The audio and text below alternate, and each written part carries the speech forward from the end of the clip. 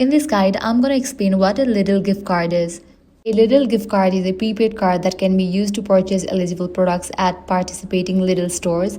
Instead of paying with cash or bank card, you simply use the balance that has been loaded onto the gift card.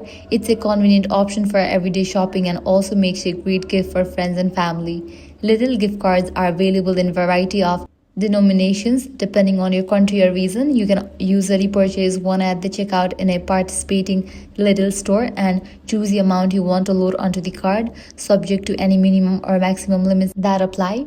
Using a Lidl gift card is simple. When you are ready to pay for your groceries, present the gift card to cashier during checkout. The purchase amount will be deducted from the available balance on the card.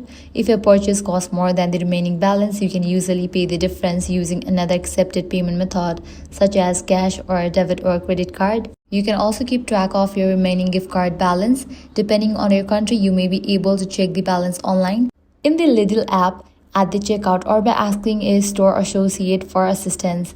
That's it. If this guide helped you out, do not forget to like, share and subscribe.